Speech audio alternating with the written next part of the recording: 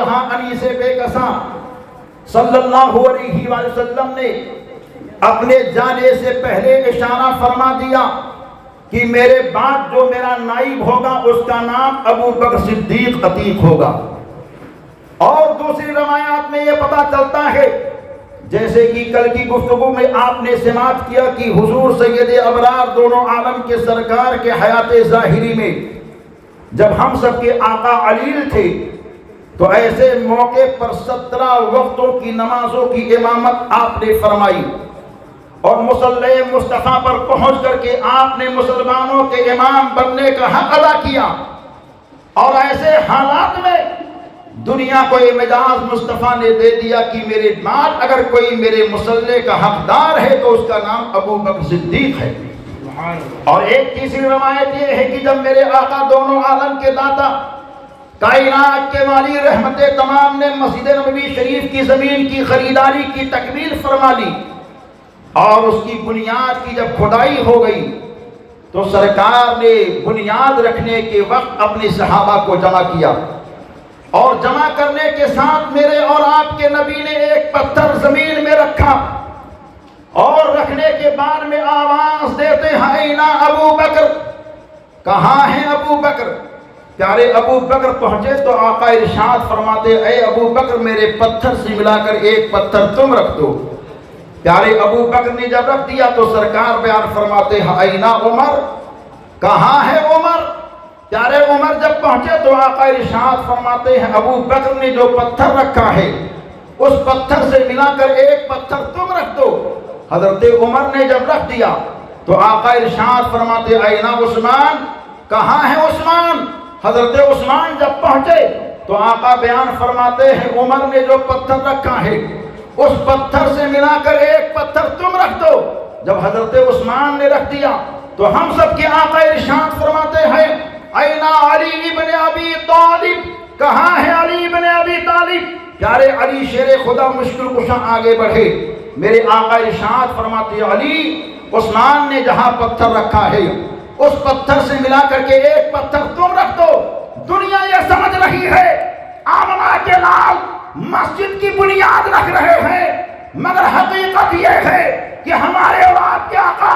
بنیاد رکھنے کے ساتھ منصب خلافت بانٹتے جا رہے ہیں اور دنیا کو بتا رہے ہیں میرے بعد جو خلیفہ ہوگا اس کا نام ابو بکر ہوگا، ان کے بعد جو خلیفہ ہوگا ان کا نام عمر ہوگا، ان کے بعد جو خلیفہ ہوگا ان کا نام عثمان ہوگا، ان کے بعد جو خلیفہ ہوگا ان کا نام علی ہوگا۔ نبی دو جہاں نے ایسے انداز سے خلافت کی ترتیب فرما کر کے اہل سنت والجماعت کا جو عقیدہ ہے اس کی ترجمانی میرے اعلیٰ حضرت نے جو کر دی ہے وہ نبی پاک کے ارشاد کے مطابق ہے کہ نبی دو جہاں انیس بے کساں نے اپنا خلیفہ جن جن کو بنایا وہ مسجد نبوی کی بنیاد کے موقع پر بنا کر کے تمام امت مسلمہ کو بتا دیا ہے کہ اے میرے چاہنے والوں دھوکہ مت کھانا، یہی خلافت کی ترتیب ہے، جن کا ان سے محبت و پیار ہوگا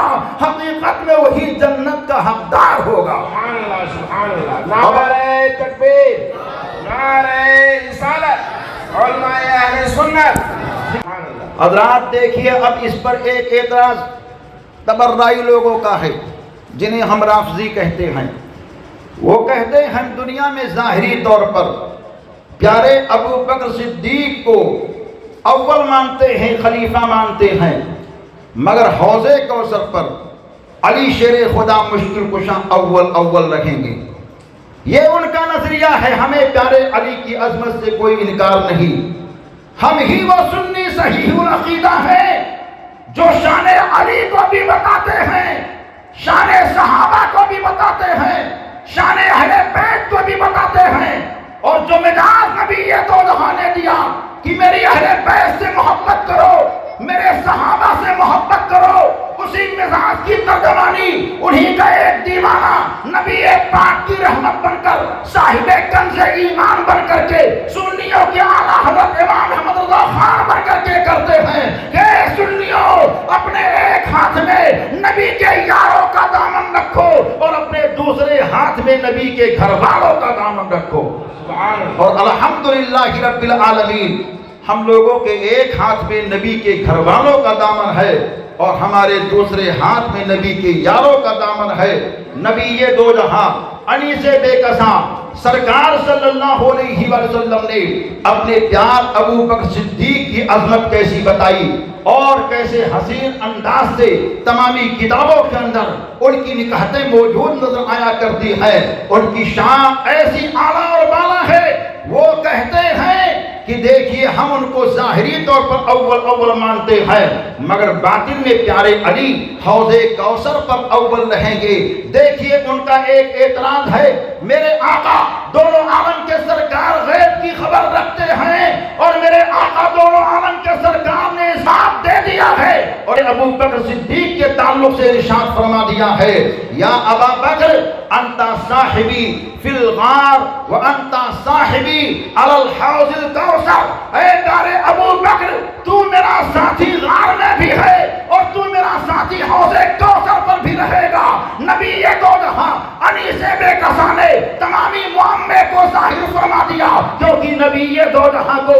اس بات کا علم تھا کہ ایک زمانہ ایسا آئے گا جو میرے یار کے تعلق سے بکواس لوگ کریں گے. تو نبی یہ دو جہاں نے اس اعتراض کو بالکل ختم ہی فرما دیا ہے اور کہا کہ دیکھو پیارے ابو بکر کو مجھ سے کہیں دور مت دیکھو. میرا ابو بکر یہ ہے کہ یہ غار میں ہے تو میرے ساتھ ہے، سفر میں ہے تو میرے ساتھ ہے، حضر میں ہے تو میرے ساتھ ہے، مکے میں ہے تو میرے ساتھ ہے، مدینہ طیبہ میں ہے تو میرے ساتھ ہے. ارے میرے یارو وہ غار میں بھی میرے ساتھ تھا اور آج مزار میں بھی میرے ساتھ ہے. پیارے ابو بکر کی شان کیسی اعلیٰ اور بالا ہے. یہ افضل البشر بعد الانبیاء کی تحقیق ہیں جنہیں دنیا ابو بکر صدیق کے نام سے جانتی پہچانتی ہے.